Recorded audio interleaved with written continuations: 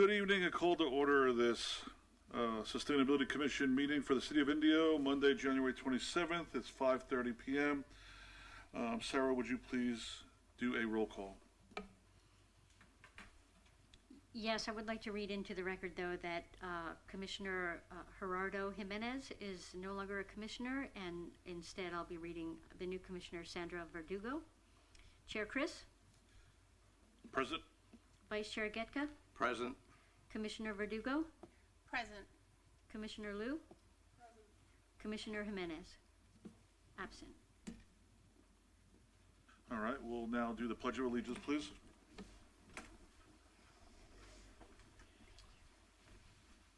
I pledge allegiance to the flag of the United States of America and to the republic for which it stands, one nation, under God, indivisible, with liberty and justice for all. Very well. All right. Time for rotation of chairs.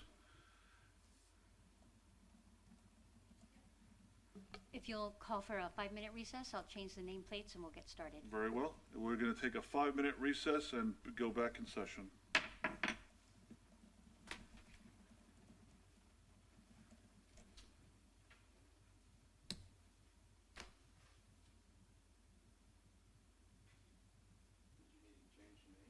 She's doing it electronically. Yep, instead of moving around, just going to move where you want, if that's okay. That's fine. Mr. Chair? I always behave myself. I'm too old and brittle to do otherwise.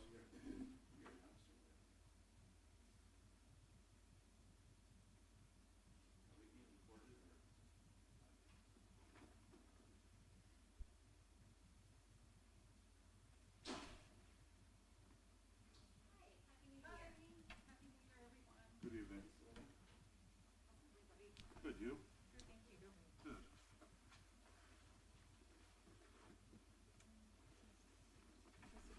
Either way, doesn't matter. Thank you.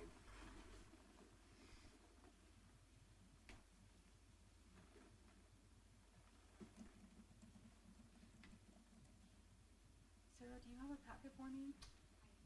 Oh, okay, sorry. Are they down there? Yeah. Okay.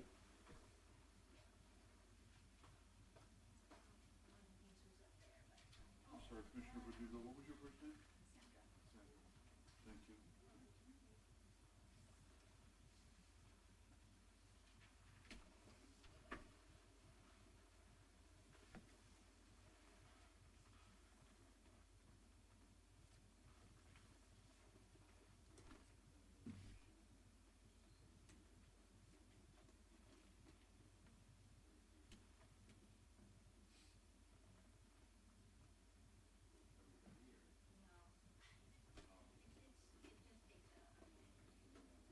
On a mind of its own.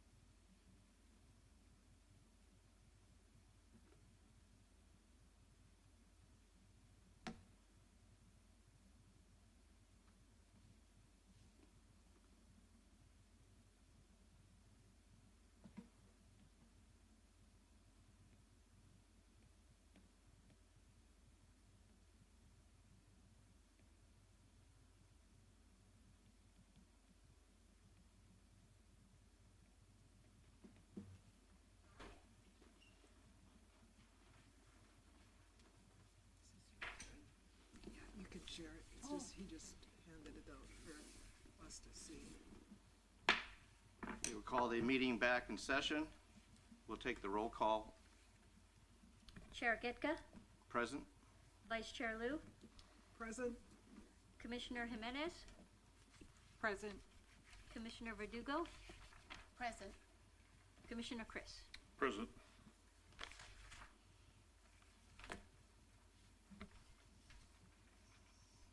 Would you like me to make the introductions or? Oh, public comments? Do we have any public comments? There are no public comments. Very good. Next on the agenda, we have a new commissioner, and we'll ask Sandra to say a few words about herself. Good evening. My name is Sandra Verdugo. I was born and raised here in Indio, California. I have 3 grown children and 2 small grandbabies. I've worked for Desert Sands Unified School District for 25 years and don't plan on moving out of Indio anytime soon. I'm looking forward to working with you, and I'm sure I have a lot to learn. Welcome. Thank you. Thank you, Sandra. I'm sure everybody on the board or on the commission here is glad to have you with us. Thank you. And I'm sure you're going to enjoy your time here. Thank you. All right, moving on. Next item is the minutes of September 23rd. Has everybody had a chance to review those, or do you have any comments, any corrections? If not, do we have a motion to approve? Yeah. I vote to approve the minutes. I move to approve the minutes first. Do we have a second? I guess it'd be Pete or myself. Mr. Chair, I'll be abstaining because of my absence. Okay. Well, I will second that. So it's been moved and seconded to approve the September minutes. All those in favor say aye. Aye. Aye. All those opposed say nay. Motion carries. Next is the minutes of October 28th. I'll give everybody a second to kind of look at those, if you have any corrections.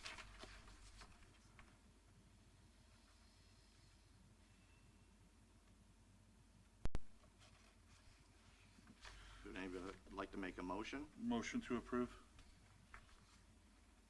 I second. We have a motion to approve, and it's been seconded to approve the minutes of October 28th. All those in favor say aye. Aye. Aye. All Aye. all those in favor say nay. Motion carries. And we have our city staff. Oh, sorry about that. Okay, we're going to be talking about the work plan. And I guess Sarah will lead us off on that. Thank you.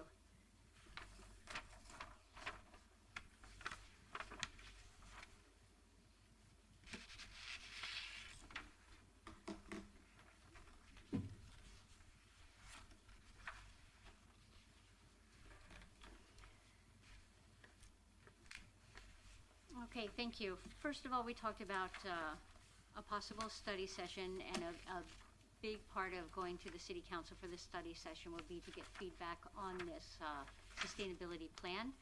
So we've been talking about March possibly, but since we weren't able to hold the last 2 meetings, we're probably going to go ahead and push that to April, because it'd be good for I just want everyone to be really comfortable with the plan before we take it, because that's going to be a big part of that meeting. At the last city council meeting, the sustainability, or the city council asked the Sustainability Commission to look into 2 things. One thing that they wanted the commission to look into was a project that had to do with trees, and especially native trees or trees that would work well in this area. And there is a study that CVAG did that I want to bring up now, because it's likely something that the Sustainability Commission won't take on.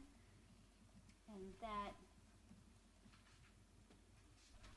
is because CVAG made this urban greening guide for the valley a couple of years ago, and it is all about trees, what trees to plant here, how to plant them here, which ones, how to care for them, how to choose them. It's a very good, I think, overall tree palette and informational document that I think meets the needs without necessarily having to redo something for our city council.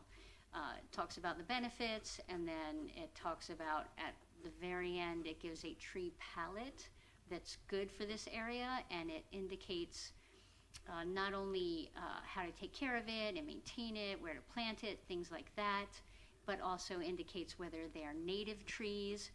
And I think because of this that we're not going to take on that project right now. We have submitted it for the city council to look at, and if this meets their needs, then we won't move any further with that request from the city council. But here is the tree palette here. This is all the information that it contains, the names, the maintenance, the descriptions, and it even has some emission reduction information on it as well. And again, it also signifies if it's a native tree or not, which was something that was also very important piece of information that was requested. The other thing that the City Council asked about was if the Sustainability Commission would look into sustainable construction. And Chair, I thought maybe when we got to Commissioner reports, that maybe that could be listed as one of the things under one of the focuses that commissioners have. Thank you.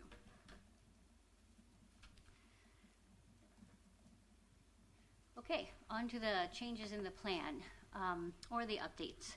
So in this part, we still have the introduction. That's normal. I did leave in the information about arts and cultural important and cultural and historic resources within the mission statement, as we talked about at the last meeting. And then I had a section that said why cities, but as I looked through some other sustainability plans, I saw a lot of them have from year to year different themes. And so I found that I can incorporate a lot of that information if I looked at the theme growth and sustainability. One of the things that we've been really talking about and that the city is very proud of and should be is all of the growth that's going on right now. But that really can go hand in hand with sustainability. And so I decided to try that as a theme and sort of write an introduction with growth and sustainability. And then as I talked about highlighting some of the things that were success stories that I wanted to put more information into, that I could highlight the things that go with this theme, or some of them anyway: economic development and sustainability. And with that, we'd highlight the Shop Indio, the Shop Local program that basically really supports sustainability and the local businesses. And then also would highlight some of the water planning that we do, because clearly growth and sustainability and water supply are a big issue, and we could highlight that as well. And then the last thing would be keeping the city, as we're growing, the quality of life in the city, something is very important, and Indio Lindo program is all about doing that. So that these would be would be growth and sustainability for this plan. I definitely build out with the marketing director a little more specifics about that growth, because that's really, I just think it's really important and something to be proud of. And then bring in sustainability in these connections in this, and highlight them in this plan. The process is the same. Most of this is going to be the same. The last time I had a lot of green in here because I was pulling in the local hazard mitigation plan, which also, of course, has are the local hazards that we highlighted, local risks that we highlight in this plan as well. I added that. I finished the wording in that and basically finalized it. There's a lot of the extreme heat and drought, a lot of that comes from the local hazard mitigation plan, but they look at hazards from a totally different angle as well, a different lens. So they have things like communication outages and things like that that could happen that they need to be prepared for, but that don't necessarily overlap with sustainability. So I brought in the ones that do, and I used a lot of that language so that those plans would be connected, and then finalized all the wording there. Limitations of the plan and the framework. I wanted to, instead of having two separate plans of here's the sustainability plan and then here's the outreach plan and each having a table, I just pulled it all together into one plan. So from the beginning, we've always had 5 goals, but I added outreach as a 6th goal and just made that part of the plan. So you'll see that come in together as we move a little further. Each of the sections that we do have the objectives, and then mandates if there are any, what residents can do. All of that is follows through with the outreach as well. And then there's just one work table that includes the outreach work that you have talked about wanting to get done. All of this really remains the same. Here's where we're going to start highlighting some of the things that I talked about earlier. Water will highlight a little down the line. But then what it comes down to, there's 2 things I wanted to ask you about when we got down here. I know that outreach was something that everyone wanted. So I need that here, so what residents can do.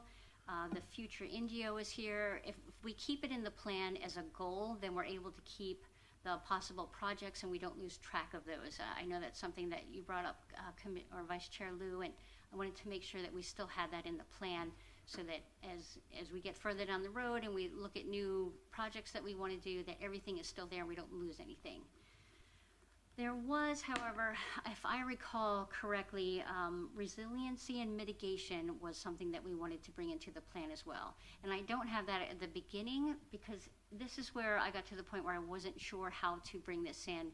A lot of what we're doing hits the resiliency and mitigation. It basically supports all of that. And I didn't know what to bring into this that was specifically resiliency and mitigation. And if you have ideas for that, that would be great.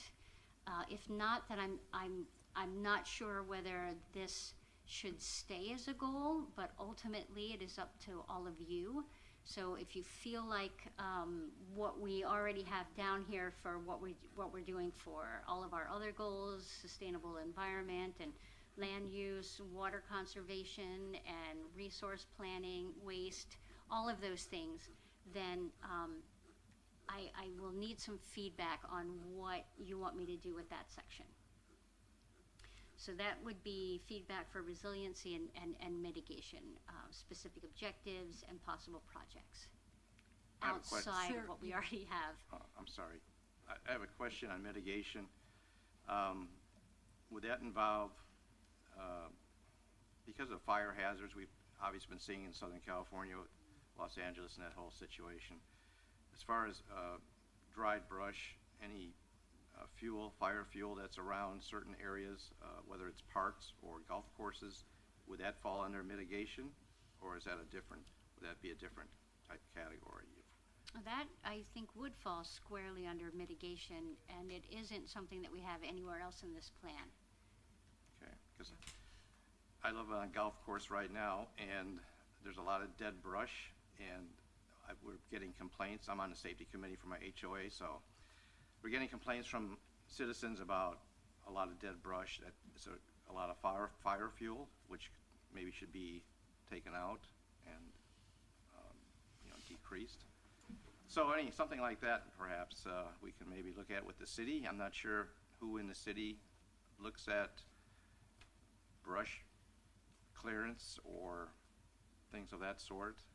If we have a department, I checked with the fire department. Fire inspectors, they do not cover something like that, but I'm not sure if there's maybe a city department that might be involved with something like that. I think I would have to ask our EOC manager. He just finished the local hazard mitigation plan, and fire is listed in that plan. And so there may be mitigation measures that are associated that, or there should be in that plan. I can look it up Okay. and see what's in there. But Sarah, that would fall. I just wanted to ask about, I agree with David with the mitigation concern, but I was thinking about resiliency, and I was just wondering if the commission thinks that perhaps some of the work that you already have in the plan, in the work plan, perhaps those are resiliency measures, right? So I don't know if the commissioners would like to suggest, what is it that you mean by resiliency? So that we can think more broadly about, perhaps there's already something that we've already addressed in the plan, so maybe just leave it as mitigation. But if the commission had other thoughts regarding resiliency, I was just going to ask, could we voice what those are so that could help you to better develop that section if needed, or? Define the section then in the, do you want me to define it in the plan as No, part I of mean, like, could the commissioners provide clarification to you as Absolutely. to what they meant with resiliency? Sure, that So, would be helpful, Yeah, thank you. I'll provide a 2-second answer on that. I think I mentioned it, and I think you also mentioned it when you came along, and it's about climate adaptation and resiliency. So it could mean when it gets to increase X number of degrees, and I don't want to disasterize anything. The grid is overloaded. Where our heating and cooling centers, those same changes could be leading to fire. There are a number of things, and you have to rank all of the things that could happen, or the top couple ones, and then rank them which is most likely, given our area, our geography, most important. And it could belong in that, it could be part of that hazard mitigation plan section, but I don't think I haven't had, did you send this to us, Sarah? By the way, do we have this document?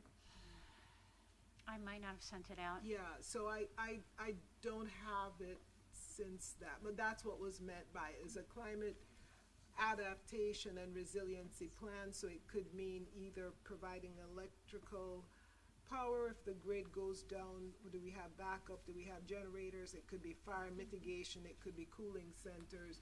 We don't know unless you do the exercise of sitting down and looking at it, somebody actually looking at the data and looking at the vulnerability for this particular city. That's a really good point. That kind of brought back to mind some of those thoughts and comments. And I do think that based on what we've seen with the LA fires, one of the concerns that the community have voiced is with regard to something that I don't know that we have anything to do with it, but I guess I think it was Edison that maybe wasn't keeping up with their power lines or something like that. There's been talk about that, and so somebody has been voicing that could we start thinking about asking some of these utility providers to, just, hey, could you please update your systems, or just make sure that there's no brush or trees that are entangled with the power lines or what have you, because some people believe that the fires could have been started, I guess, as a result of some power line issue or something. And so, so I guess that goes back to what David mentioned earlier, that, mitigation efforts. And, but I was a little concerned when I heard that. I thought, oh no, could it be that they didn't keep up or something? And so now, we have all this disaster or loss. But anyway, so I think maybe that just ties back to what David mentioned earlier with mitigation of brush and just extra things that shouldn't be around, and to keep our community safe, because we're very hot here, and so I think things could really heat up really quickly. I agree, and actually that conversation helped me out a lot, and I think that I can fill out that section a lot better than I thought, and I will send out the local hazard mitigation plan. Yeah, if we think of it, as we are the Sustainability Commission, everybody has a different perspective to look at emergencies from. So we're not the emergency response people, but we are the climate people, supposedly, since as being the sustainability group. So if you look at climate adaptation and resilience from that perspective, from the climate perspective, that's where we'll come to it from. We obviously don't have the budget to implement those solutions, but just making sure that some department is taking care of that. That's all we can do with, is just make sure.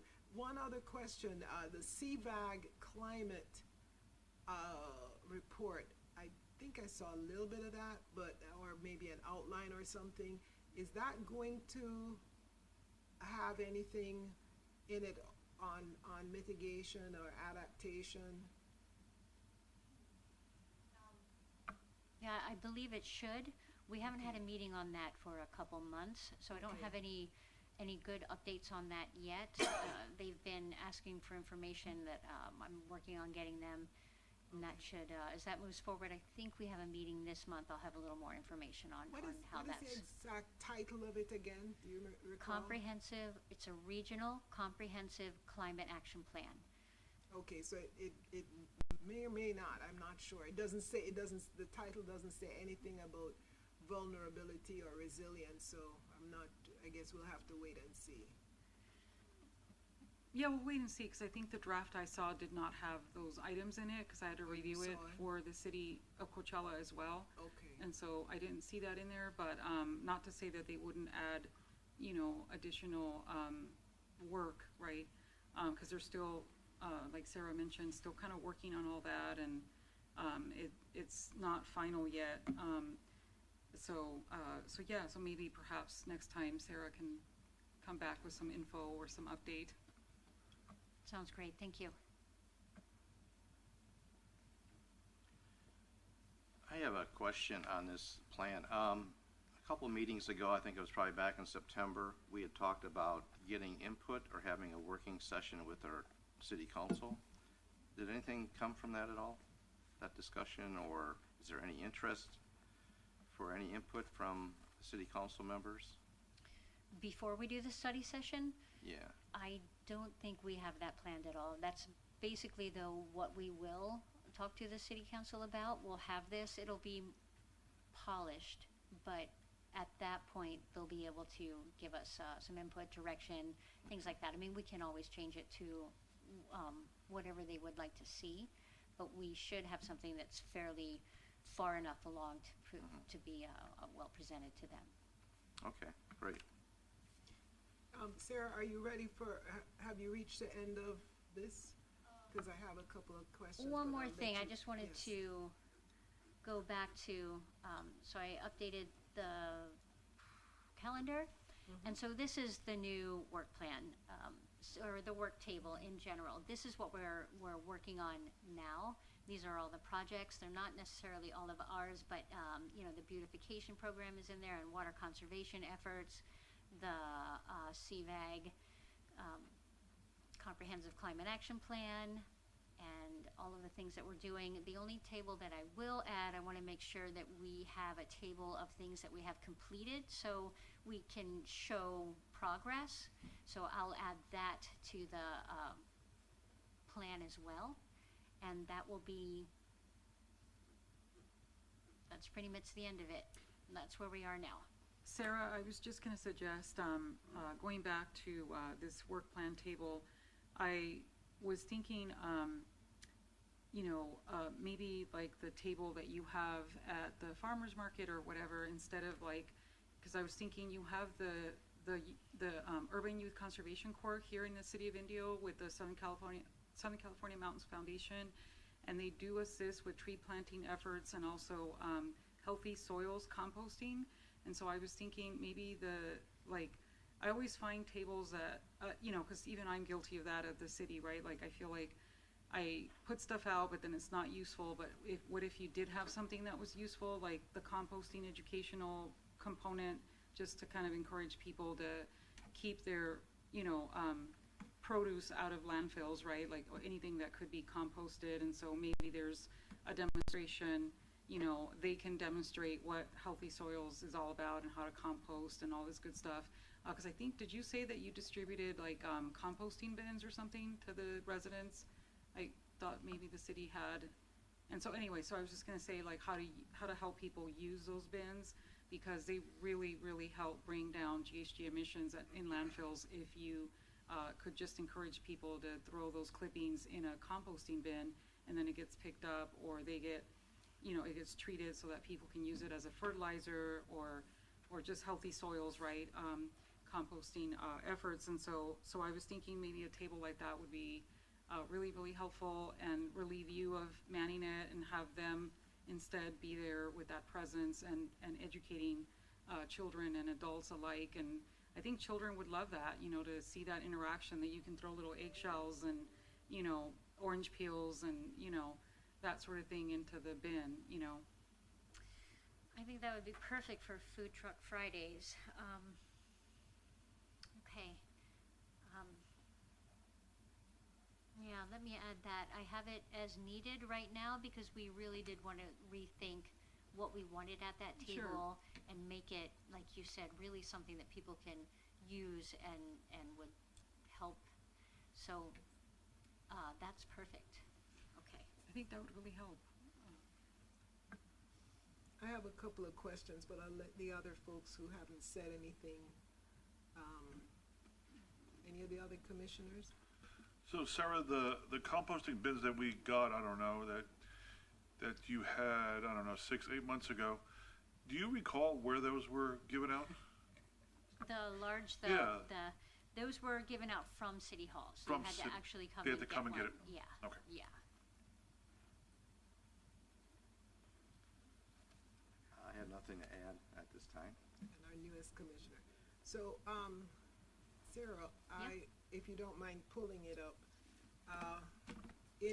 because we only meet 90 minutes each, or a few minutes each month, and I thought we were gonna have to be ready for March. I thought, wow, this is gonna be a scramble, because we only have 90 minutes in between right. now and then.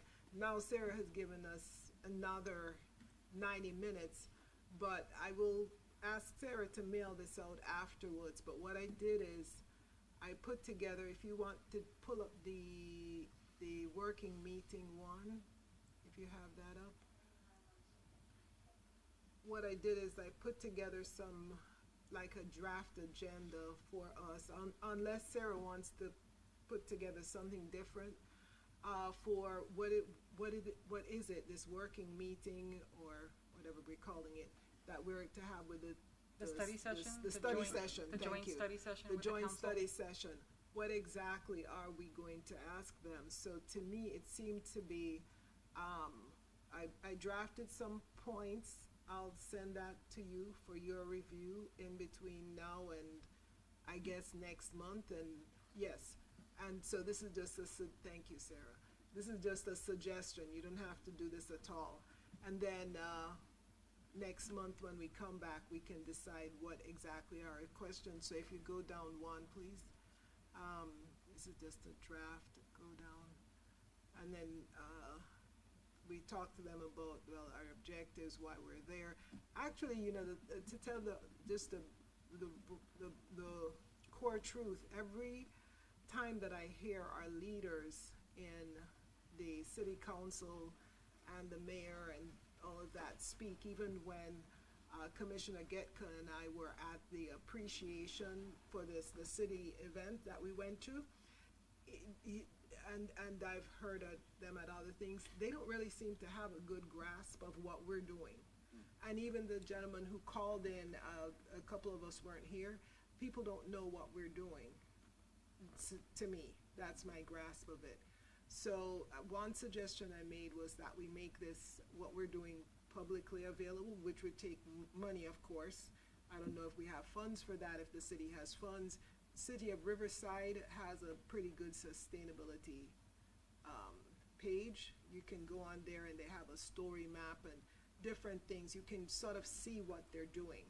But if you were to ask any of our, and that's how this whole idea came about, if you were to ask, if you walk up to the representative for your area and ask them what this commission is doing, they'll not really have a very, very good idea. So that's the meeting objective.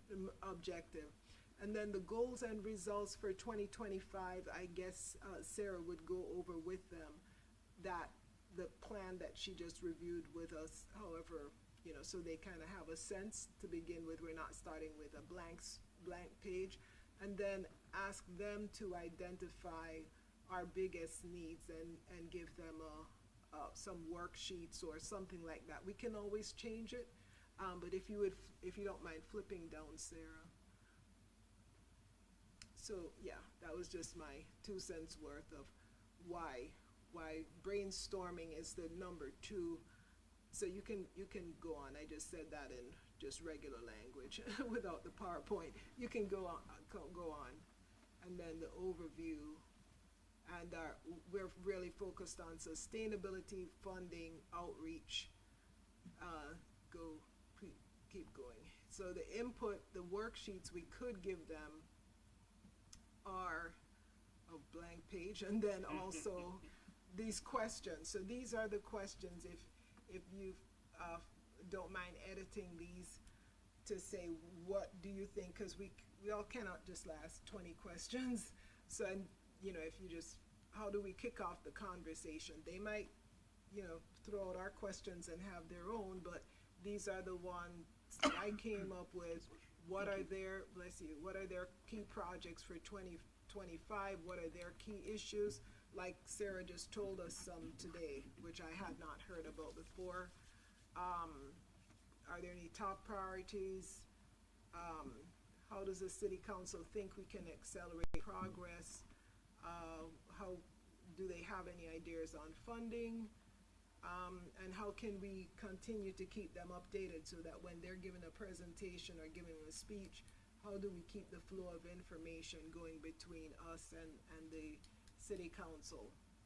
And how do they think that we can improve communication with the public in their district, so that, like the gentleman who called in who said, you guys aren't doing anything, basically, we don't get that kind of response. I mean, or at least that tells us, How new is the commission? How new is this commission? Just, sorry to interrupt. It's not new, 2015. Okay, just, because I think there's a lot of education that needs to occur, and I think that some of the city council members, placed us here so that we could provide that guidance, right? I mean, and of course, then they can buy into it or bless it or not, but I do think that I have a lot of ideas, but I also have to be aware of staff bandwidth, right? And so I know that one of the reasons, Councilmember Ortiz brought me on board is because he was hoping that we could integrate some of the sustainability work we're doing, I'm doing over on the east end of the valley, and maybe think about how we can incorporate some of that as well, here as well.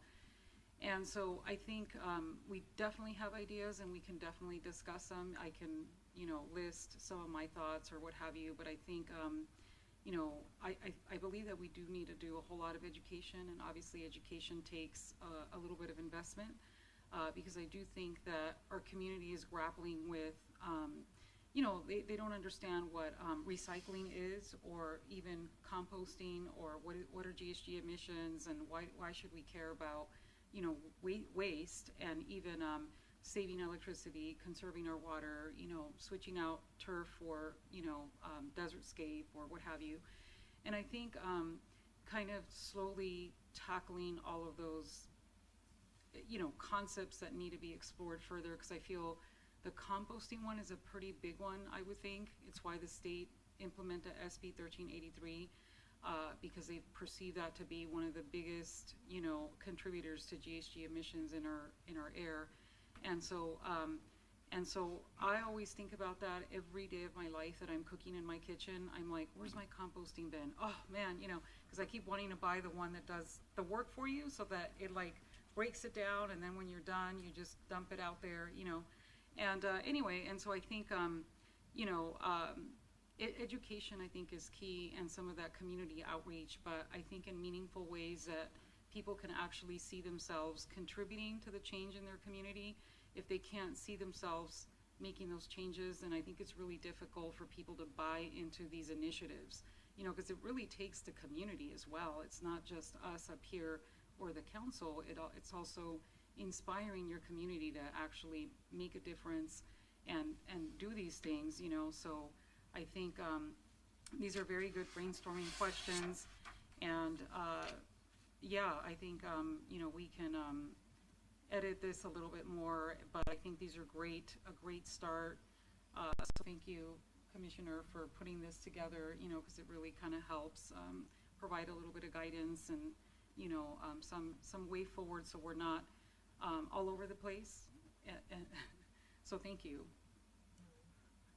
Okay, so that basically was it, and then there's a worksheet that following that will help them rank things after we brainstorm what's most important to least important. And I'm still not clear whether we want to, you know, we've been heavily focused on environmental so far, or I almost want to say solely focused on environmental. And sustainability for a city is more than just environmental. And we so far have not grasped or even mentioned the word social, you know. And of course we know one of our biggest social problems here is the one you see when you drive around every day, is housing. You know, so I don't know, we might not have the bandwidth, but I'm fine with us saying we don't have the bandwidth to do something, you know, as opposed to saying we can do it and then not doing it. But as long as you have the discussion, you can always say, well, we defer it until we get this grant or whatever, or build capacity, or the city gets larger or something, or the problems gets worse, whatever. But, okay, so, all right, so Sarah will send you this, and we can go from there. But I just wanted to, because the time is so limited in here, there's no way I couldn't see how we're gonna get from here to a meeting without doing some little homework. So, thank you. I have a couple comments I'd like to add in. We did talk about individually reaching out to each council person that you're under their district jurisdiction, and maybe having a private meeting with them and getting their thoughts and maybe ideas also before we have, and we're not even sure if we can have a general work session. I'm not even sure if that's logistically possible, but. You can. Yeah, so a study session with the council. With the city council? Oh, You, yeah. you can, it's just that, you know, I, for that, I would advise that we probably don't do that till like May, because it will take a lot of planning on our part, and I feel like based on what she's shared, maybe there's more, you know, like we need more time to kind of really prep for that, because in order for that session to be really productive, I really believe that we have to do a little more work, and so I don't want to rush into the work plan, or even like not have Sarah being able to get back to us about whether some of this stuff is truly feasible or not, you know. But again, I love your idea understand. though. Right. Talk to the council member. But that is an option we all have. We could reach out to our individual council person and say, hey, would you like to get together for lunch? I've got some things to discuss with you. I want to get some ideas from you about sustainability. And some districts may be different than other districts. Some may have different needs than other districts. So maybe that we can tailor it to each district and each council person's district. And maybe before the meeting, and then whatever their input is or ideas, and we can develop that more before we have that general session. We can try. I think that's a valid suggestion. Actually, the idea for this study meeting was not mine. I ran into Council Member Ortiz at an event and was listening to him speak, and then I came up to him afterwards and I said, you know what, there's, you know, how can we increase our exchange of information? So it wasn't actually my idea. I'm not that brilliant. That's fine. It was his. We won't tell anybody. he said, ask for a study session. So that's what I came back and did. And I do think we could do better on our city website under sustainability. And maybe we need to reach out again to all our vendors, utility companies, IID, Burtech and have them give us some maybe more information that we could post on our website that would link in with some of their websites. I know Burtech has a lot of information on recycling and things of that sort, and, you know, like myself, the average person probably never goes on their website to look for how do you recycle vegetative materials or whatever, composting. So maybe we can develop our own city website a little better with more links that can outreach to these other, you know, providers for regarding recycling, energy conservation, things of that sort. For sure, that is actually on the work plan now. I really wanted to highlight the outreach because that was the main thing that you, as commissioners, have talked about as being important to you at this time. So there's a lot of outreach on there, and increasing or improving the website sustainability pages is on the plan. Right, I saw that on there. And for sure, you know, we'll push back the study session until you all feel like the plan is ready. That will be the definitive decision is, okay, now we can go, because it's ultimately your plan and it will be introduced as, you know, the commissioner's plan. So I'll make sure everybody's comfortable with it before setting an absolute date to do that. Yeah, just wanted to say one thing on that. Remember, at least for my part, the idea is not to have a signed and sealed plan to ask them about. The purpose of this, I thought, and even the outreach to the community, which you mentioned, is to get input for the plan. Not to say I have a plan, you can't change it, I'm done. That's not what, but familiarity with the plan and knowledge of the other, what we have and what we don't have, that would be the pause. Like getting back the stuff from CVAG, talking to, you said, the emergency folks to see what they have or don't have, you know, not asking them for stuff that we already have. It's a living document, you know, Yeah. I think it's a living document, so I don't think we're saying that we want to say, hey, this is the final. It's really just a working draft, it's a living document, and we definitely want to receive their feedback and input, so of course. And, but yeah, it's a living document, guys, and I hope people can, you know, just understand that, hey, we're still trying to make it amazing, and so, yeah, we definitely want to give the council an opportunity to opine and not feel like we're saying it's a final draft.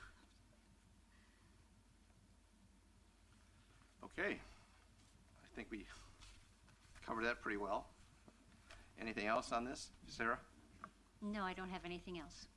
Okay. We ready to move on to zero waste? Yes.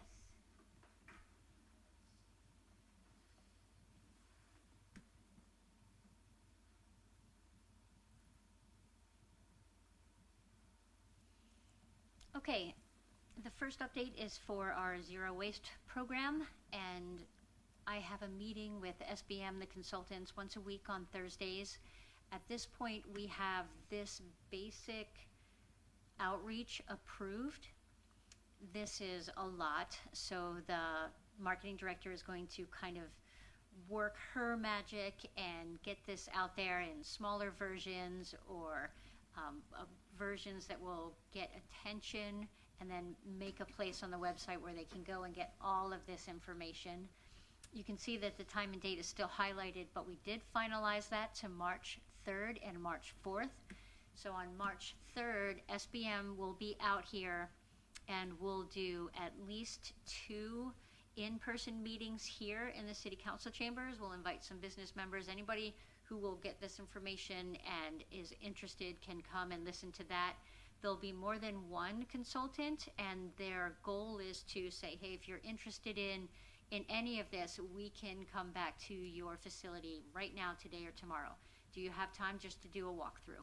So they're going to try and kind of move things very quickly, and they're going to be prepared to do it. The next day, we're hoping to have the in-person meeting at Encore Coffee. So we'll have some coffee, I don't know, maybe something to eat to bring in a few more people. Same thing. Try to get as much moving forward as we can with anyone who's interested. We're working on the PowerPoint presentations now, and we'll offer one of the sessions as a Zoom session as well. So if you can't make it in person, then we'll do a Zoom session. So there'll be like 4 different sessions in those 2 days, and they hope to be able to either get information, or even if they can, to go back and just take a look at their facility and help them get started right away. So, I have a question. How are we doing the outreach for this program to the That public? I am leaving that to our marketing director. She's very good at this. And we're also working specifically with the economic development director. He is actually going to give the opening kind of introduction to all of these meetings, because it's really, if you noticed, it's not so much sustainability, it's really tied into business sense. So, and Commissioner Liu, or Vice Chair, I'm sorry, we did take into, add your edits as well. So they are working together to get this out to our business community, and they're focusing on businesses that the city is leasing space to, because they have one-on-one conversations with those folks, and so they're a lot easier to get to and to explain things to, and they also have an idea of who might be interested and who really isn't, or so they're absolutely on it. They know what they're doing, and they know who to talk to. They already have lists, they already have ideas, and they're going to get that out there very soon. We do have some time. We had to push this back farther than expected into March, but we do have it all set up, and I do not know the exact avenues, but I know that they're talking, face to face with a lot of the folks that are out there in the business community. Sarah, just a question. So for this program, I think you probably previously shared, but what is the funding source for this program? Is it, it's not a grant, it's probably... This is AB 939. Okay. And judging by the nomenclature, it's Assembly Bill 939, so the state of California, Yes, not yes. federal? Yes. Okay. I'm only asking because I know that I've already experienced just how the new administration is changing, just, their goals and priorities, and so, I never thought that it would come down through grants as well, and so they're not supporting zero emission or climate adaptation or resiliency measures or anything about active transportation or, so I just thought I'd ask. I'm hoping that we continue with zero emission or zero waste initiatives, and that they're not in jeopardy. I understand. At this point, it is state and a kind of a local partnership, so at this time, it's not in jeopardy.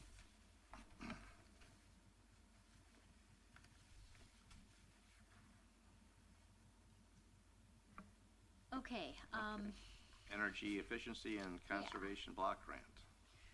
yes, so in November, we got approval for our work plan. So this is also in the work plan for the sustainability plan, but the proposed work plan that we're getting from this grant that we're going to do is to do 2 things. There are 2 planning documents. One is to make a plan for the corporate yard where the fleet is housed, and to make a plan for what we would need to do to have a clean fleet. That got approved.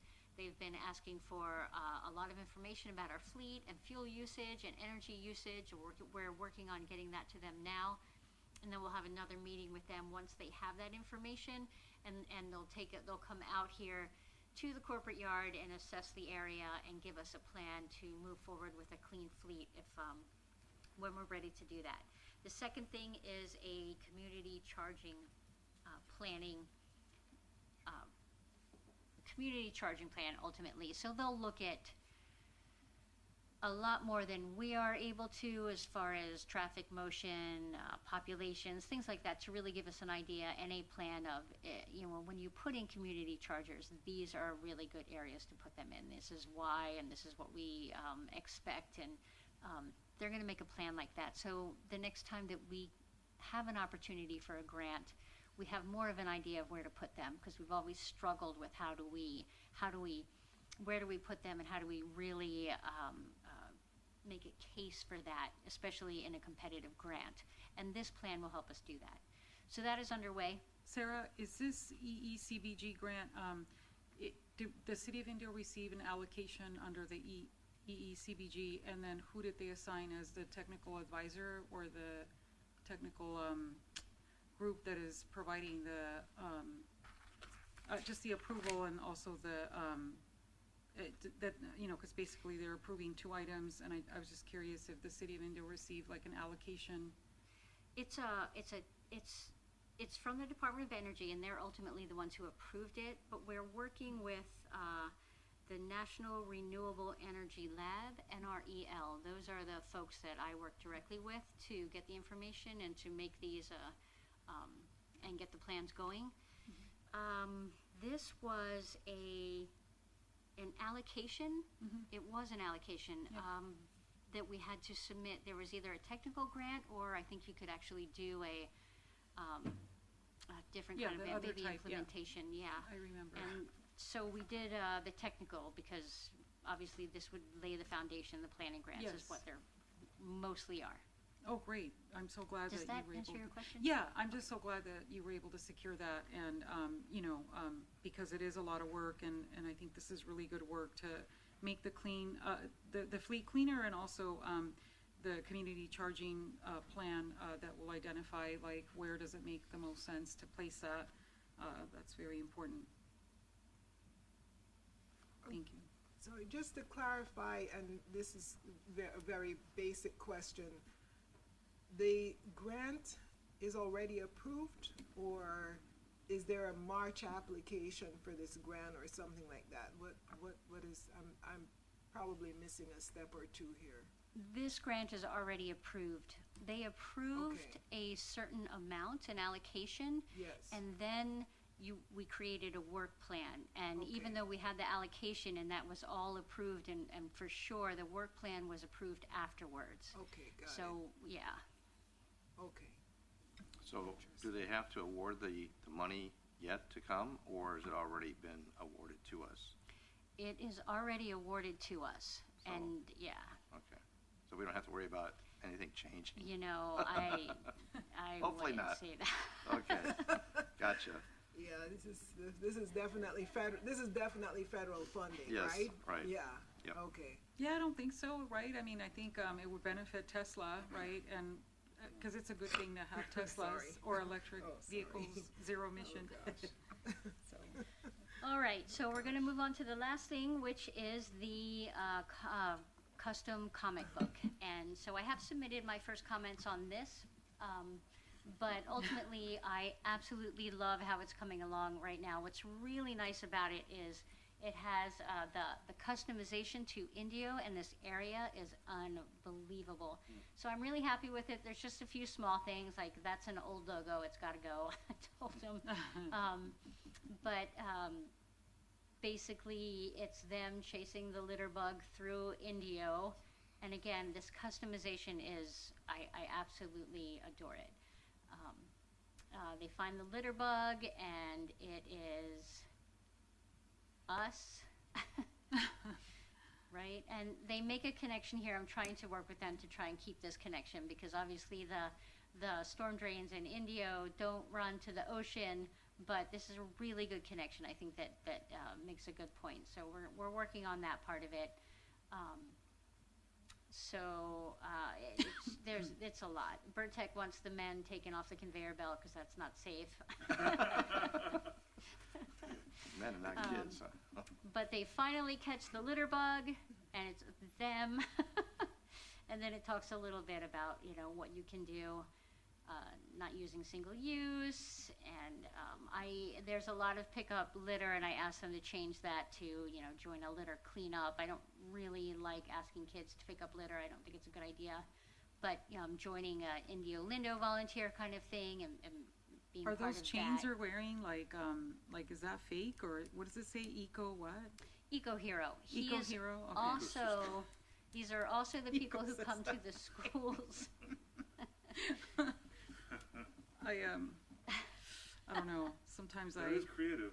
creative, just I hope nobody's insulted, you know, because, you know, I feel like sometimes, I'm sensitive to people being typecast, and so, but I think if it has a positive message, I guess the chain says eco-hero, so it's almost like a medal or a medallion type thing, so I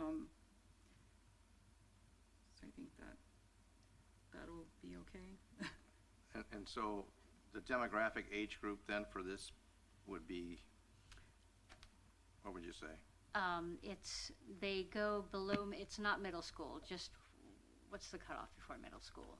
Elementary, grade. fifth, Elementary, yeah, it's elementary school students. All right. And that's where, these are the people who actually go into the shows. Well, some of them are obviously, but this is Brett, and he is the original eco-hero who came to the schools years ago. Now they have like 5 eco-heroes, but we're offering that to the schools again this year, and when they go, once this is finalized, they'll take the comic book with them and hand those out to the students. no t-shirts. I know those can be expensive, but. Chains. You know, didn't we used to have, I mean, like 20 years ago, didn't the state of California used to have billboards about littering? And then they probably took the billboards down because they probably thought that made the landscape ugly. But does anybody remember those Yeah, Yeah. back in the day? Vaguely. Highways, national reduce, highways. reuse, recycle, or something. Yeah, well, all across the US on the national highways. Because that's one of my pet peeves personally is litter. I hate it. All kinds of slogans, give a hoot, don't pollute, and Oh. all those things, old timey slogans. And that is all the updates that I have. Very good. Good stuff. Beautiful. Okay, we're on to commissioner reports, item 11. So I guess we'll start with Commissioner Liu, if you'd like to go first. I can go ahead and go first. I just had more questions. Oh. If I can find my questions that I We'll stay had. back on, You know what? Let someone else go ahead before I'm looking for my questions. I had a few, so okay. I'll go last. Okay. Yeah, I really don't have anything to add other than I was going to suggest, as Commissioner or Vice Chair Liu indicated, that perhaps we could look at additional funding initiatives, and I was just going to recommend, could we look at the Affordable Housing Sustainable Communities Grant Program, and also the Transformative Climate Community Grants Program, and even the Community Resilience Center grant program. All of those will fund sustainability and even mitigation measures. And I think the City of Indio has a really good opportunity to once again attempt to pursue those grants. And I'm happy to attend any working meeting that city staff might be having to kind of assist with technical assistance, since I've been through that process, and I can kind of just provide some insight as to how this could best be shaped, these proposals could best be shaped for success. And since that climate bond measure did pass in November, there's going to be really good money coming through, and I think we could possibly take a look at those. And like I said, maybe even build on past efforts, but I'm happy to roll up my sleeves and assist with that as well. Thank you. Okay, pretty quiet couple months over the holidays, but one thing I did want to mention that I often report on is the IAD, being that I have sat on the Economic Advisory Board, where citizens are able to hear policy and what's upcoming with IAD and suggest, I guess is the best way to put it, to the IAD board. I don't know if you all have heard, my colleagues up here, but about 3 months ago, IAD hired a third-party company to come in and interview all the board members of the Economic Advisory Board, and we pretty much had the same consensus that we felt like our work was falling on deaf ears with the IED board. And IED's board response to that was to disband the Economic Advisory Board, which was a bit of a shocker because I think it is so important to have citizens in the loop on what's coming up, what's going on, and whispering in the ear of the board. So I found that, to be frank, disturbing, but I just wanted to share that on the record with you.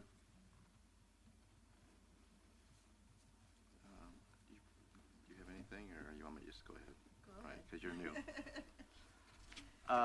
Okay, I've got a couple of news updates you may not have heard of. Desert Sun, an article came out on January 24th. There's been a new massive lithium project now approved in Salton Sea by a California judge. There was some resistance towards that. As we all know, lithium is a key component of EVs, batteries, smartphones, and many other products. So that has been approved, and it's going to be a massive project here down by the Salton Sea. So apparently they've done all their extensive ecological studies, and it's finally been approved and go forward. So Do you know the name of the operator? that is a good question. It's probably in here. Is it Hell's Kitchen? Yeah, it's Hell's Kitchen Lithium Extraction Project. Controlled thermal resources, Yes, aims to it's develop along fast-drying southern edge of the Salton Sea. So it's going to be on the south side of the Salton Sea. And if you look up the Desert Sun, you could look it up and read more on the articles regarding that.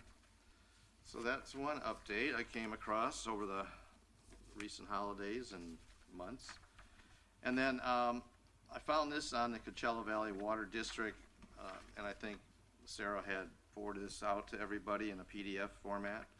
It's about 100 pages, but whenever if you have a slow day at work or in the evening, maybe consider going through it and sharing it with friends and family, because it's got a whole history of our whole Coachella Valley, how the water district has evolved, and especially for sustainability, reclamation of wastewater, capturing the water from the Colorado River.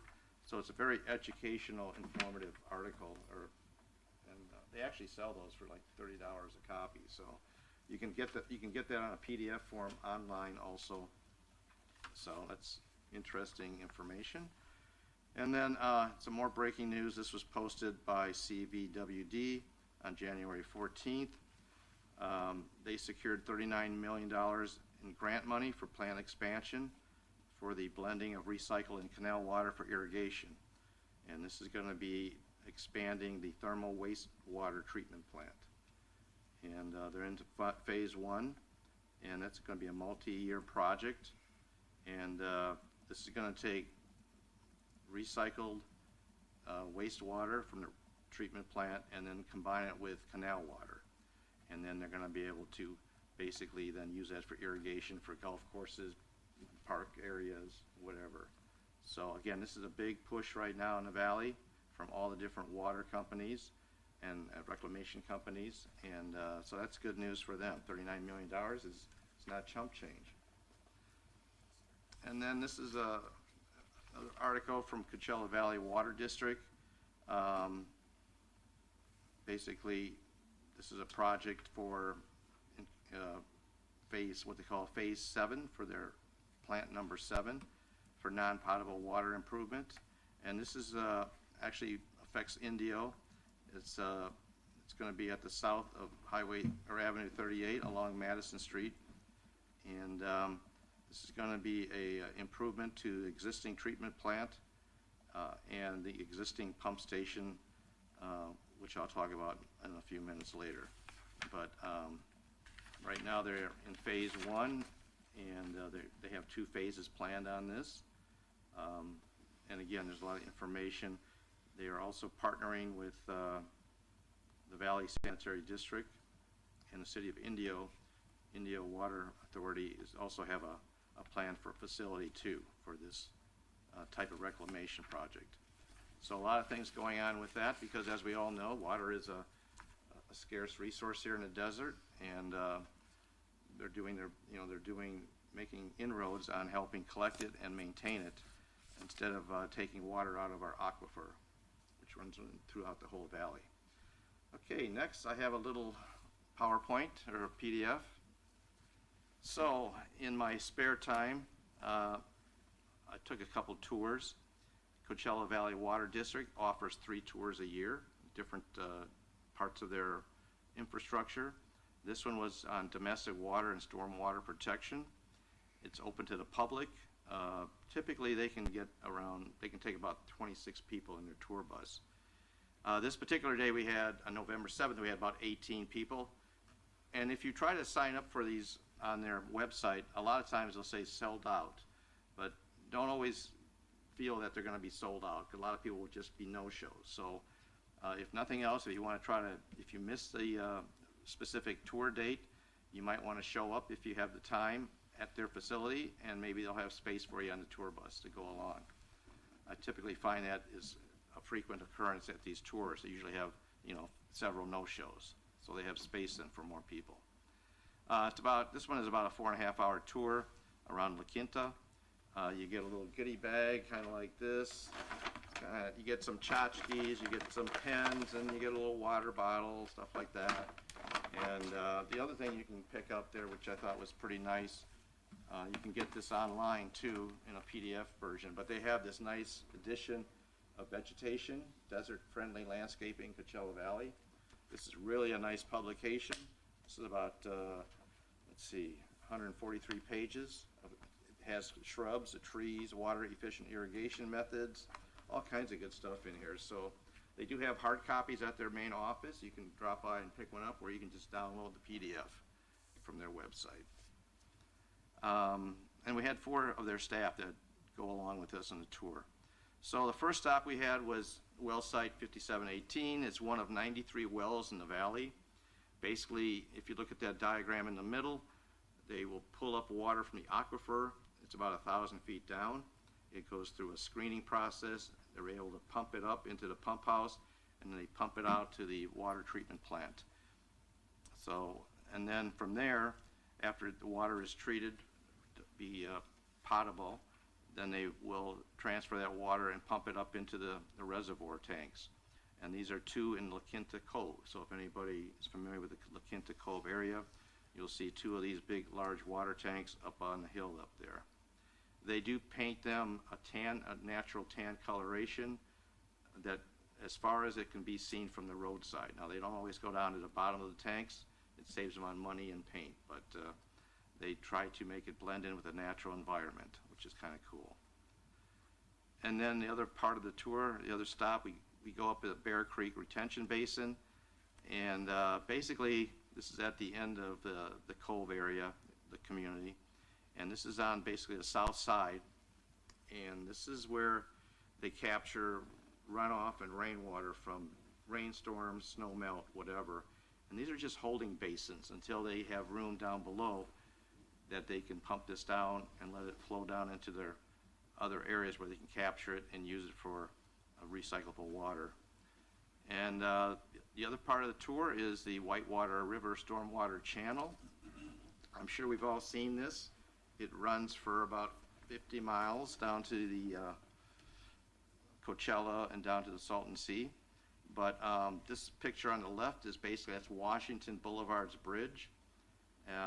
And that goes down to Highway 111, about another half a mile down to the left. And so basically what they do, captures like when we had Hurricane Hillary, captures all that water, the flood waters will run down through here.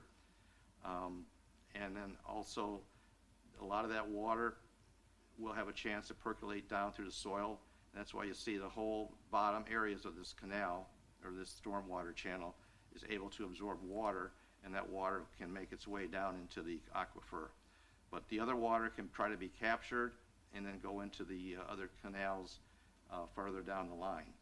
So you can see on the right side in the second picture on the right, that's basically the new bike lane that you can take for a number of miles from Palm Springs all the way down to, I think it goes down Thermal, at least through Indio.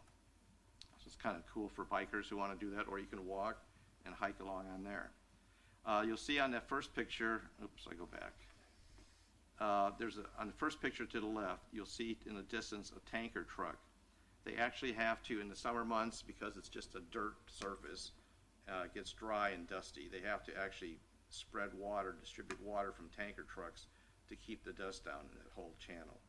So it's an ongoing job during the summer months. Next.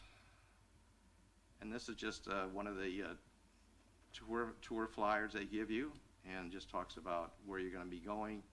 And this one here is the Sustainable Water Supply Tour. I went on this on December 12th. This is one, if you had to see any of the three, this might be the most useful, being on our Sustainability Committee. You might find this of the most interest if you want to do one of their tours.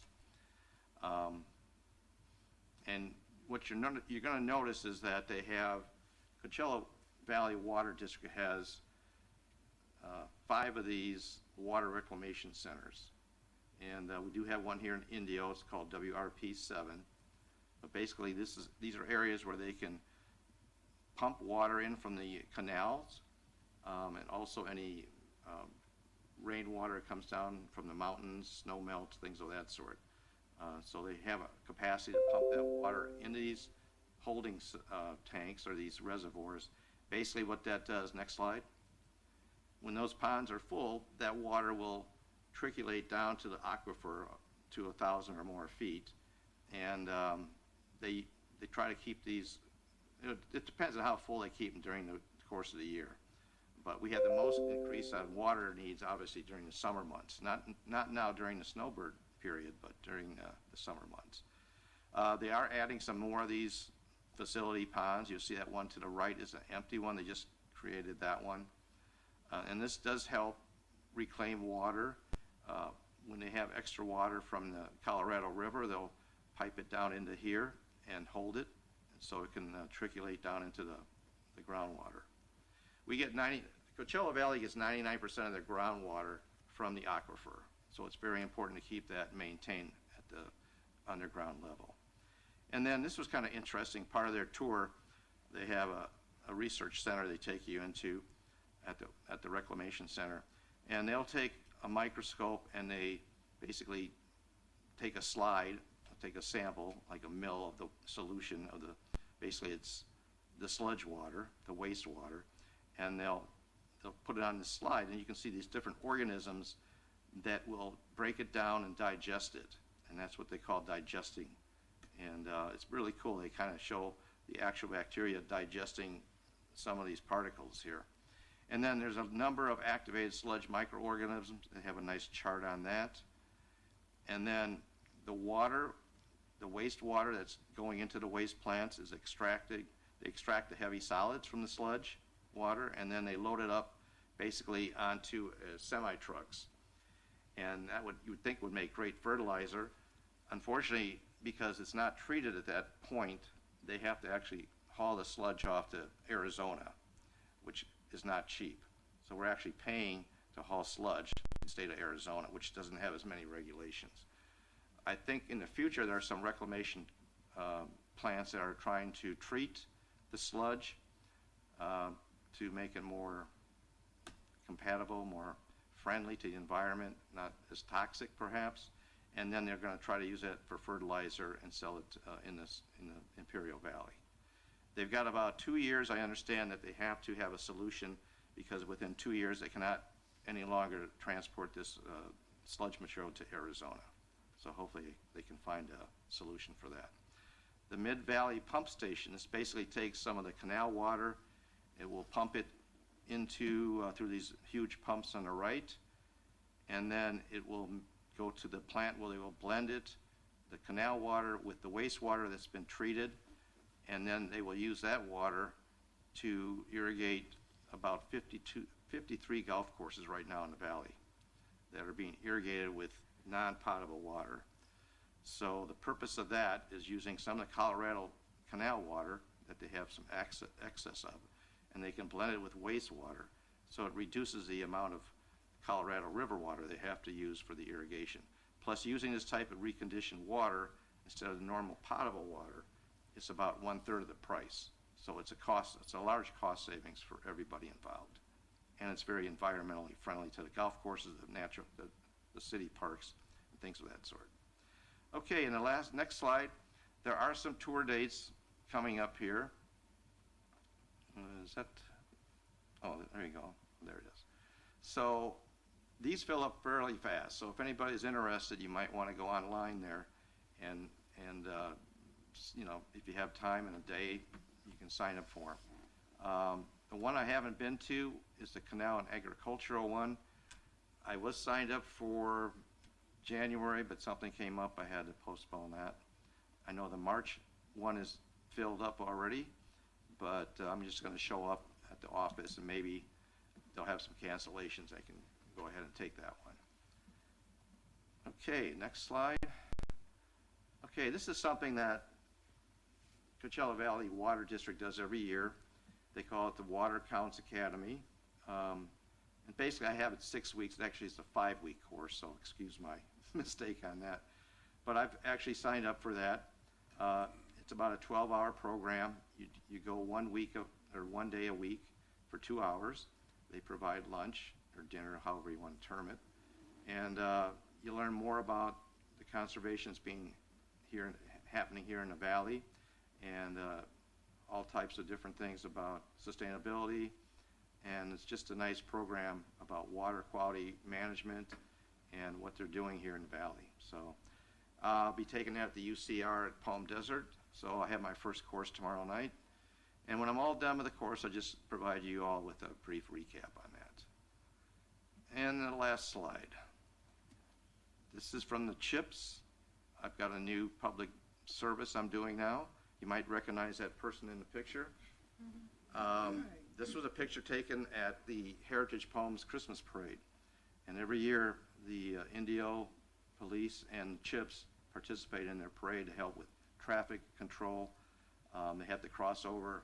I think it's Fred Waring Avenue, so we have to have police presence there for traffic control. So they dressed me up, and I helped out there for a couple hours, and that was a nice event. But if anybody has relatives, friends, that we're looking at doing more public service, we are looking for recruits. So if you talk to Ben, the new council person who used to be with the Indio PD, he used to run this program, so he's very familiar with it. But we are in need of both women and men. So if anybody's feeling up to it, it only requires about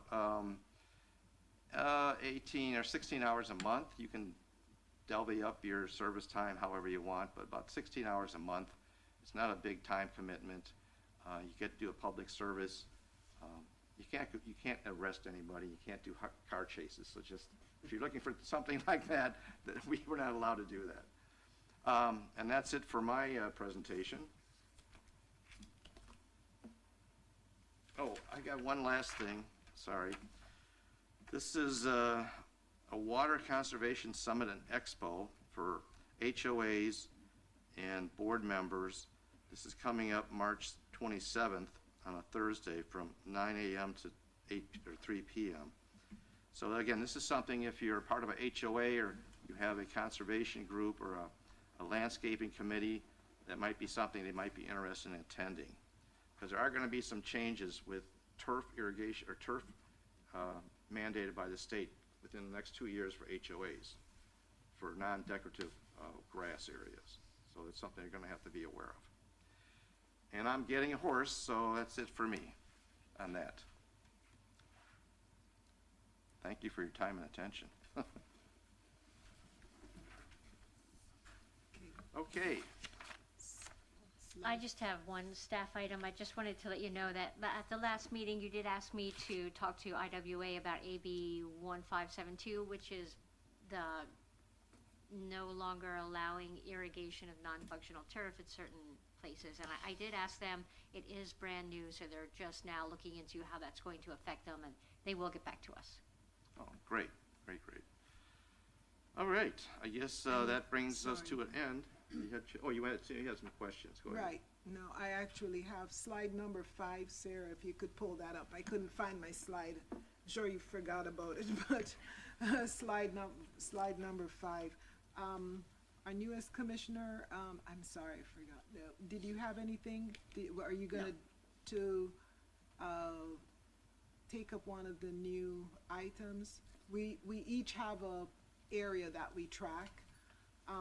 It's on the agenda, so I didn't know if you were going to volunteer for one of those areas, or if you were ready to do that today at your first meeting. Jump in both feet. I didn't know if you were gonna do that. Okay, all right, so, slide number 5, please. All right, so, I went to Palm Springs, well, we all do. I was there, was it last week, at a hearing on warehouses. The slide prior, please, which is the map. Well, number 5, slide number 5. Yeah, you're passing it, but that's okay, you'll find it. So warehouses are becoming a thing out here, just as they are in Moreno Valley and those places. And everyone has their own opinion on them. If it's my land, obviously, I want the warehouse, because I want, it's my land and I bought it and it was zoned appropriately. So there are many sides to this. If I'm on the Economic Development Committee, I probably want the warehouses because of the additional taxes, and that's my responsibility. If we're on the Sustainability Commission, we are the Sustainability Commission, so we might have a different perspective on it. It doesn't seem to be at the doorstep yet for the City of Indio, not that I know of, because I don't know all the plans that are afoot going with the city staff and what applications are being submitted. But I thought I'd just raise this since it's becoming an issue for the desert. So one center was approved, the center that was approved by the City Council last week was called Palm Springs Fulfillment Center, and it's 730 square foot warehouse facility. The objection of most residents is the number of trucks and the truck traffic. That's what people generally don't like. At least those are the objections. I mean, obviously, if you're the person living beside it and you have a whole host of trucks, you're not going to be so happy. There's another one, I can't find it on the map, called First Palm Spring Commerce Center, and that's supposed to be 1.5 million square feet. With both of these two are north of I-10. And then in Desert Hot Springs, there is Project Venito, and that's an Amazon warehouse. And that's 650 square feet. Now, my question for us today, and there's another one that I'm missing. So and then there's a third one for Palm Springs, First Industrial 2. I think that's the one that I don't have on the map. And that's 1 million square feet. So these are mega warehouses. Palm Springs, what they did is they identified an area on that north side of I-10 and drew a red box and said, warehouses here. I don't know how Desert Hot Springs went about it.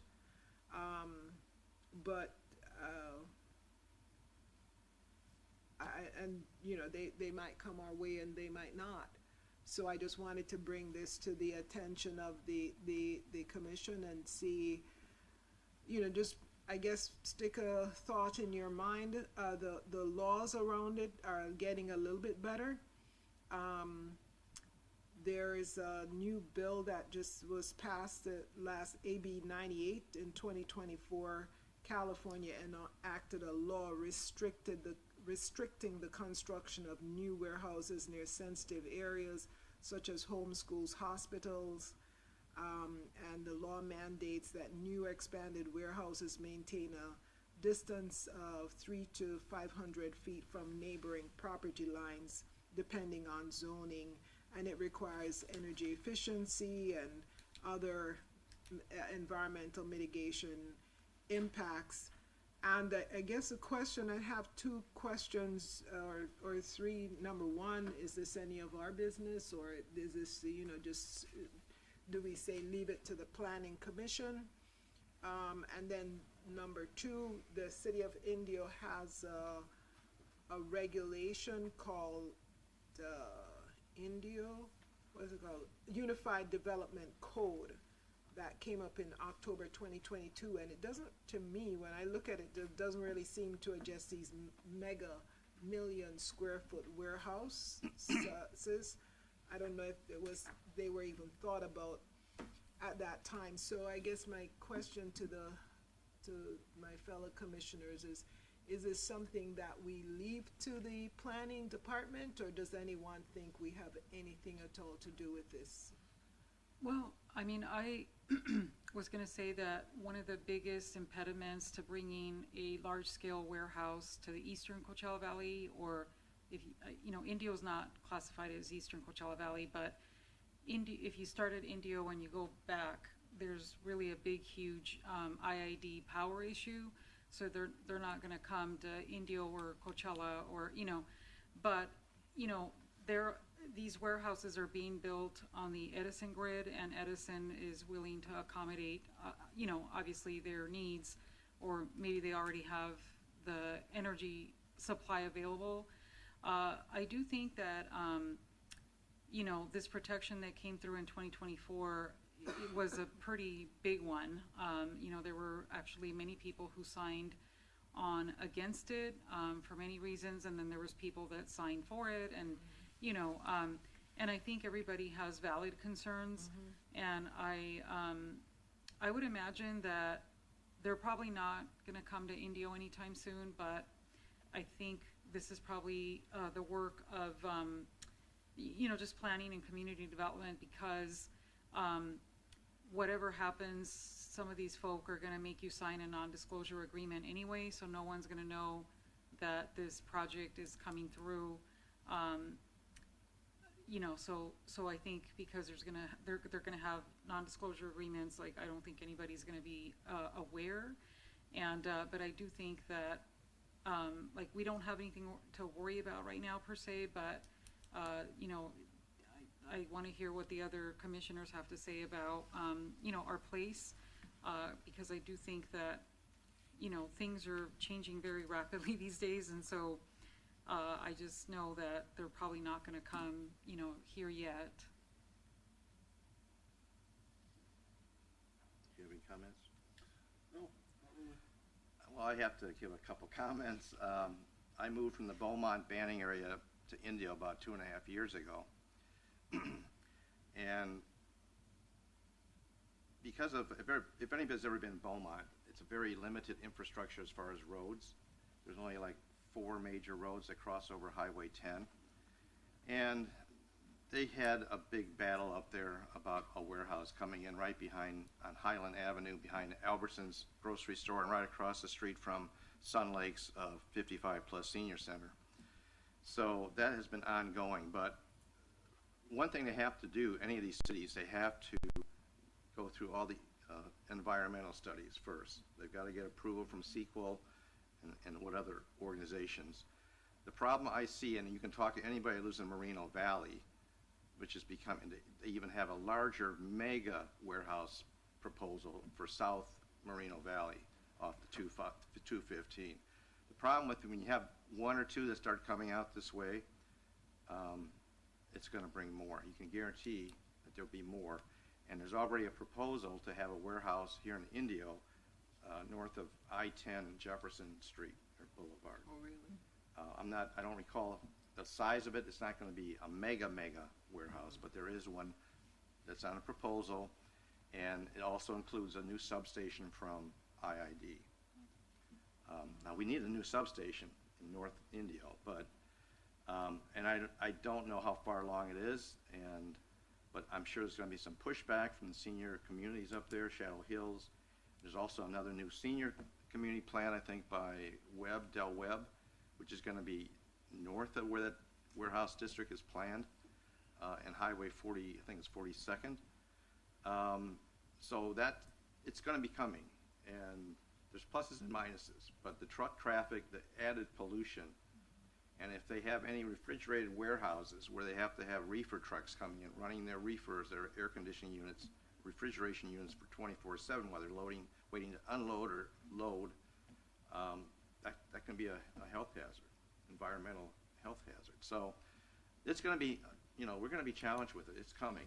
We just have to maybe start thinking about, and again, the Planning Commission has to review the proposals and they have to approve them. Those proposals then go to the City Council, and then they'll have public hearings and all that. When we were down in Beaumont, I went to a couple of the public hearings in Banning. We had the town hall there was packed. We had overflow. People couldn't get in the town hall to review their comments or voice their comments against it, because that specific area was really a no-go zone based on the traffic there. But anyway, those are all good things. I'm glad you brought that up. I think we'll have to talk about that more down the road. And stay tuned to the Planning Commission. Check out their meetings and what they're talking about, and we'll go from there, I guess. Okay, thank you. That was all I had. I'm sorry, I don't know if anyone else has any. I think we're good to go. Okay. Anybody want to make a motion to adjourn? Motion to adjourn. I second. Okay, motion has been made to adjourn and seconded. All those in favor say aye. Aye. Motion, meeting adjourned. Thank you. All right. There we go. No, but that warehouse, it's coming. I mean, once they start a couple of projects, It seems that way. and the land is Creep. coming out here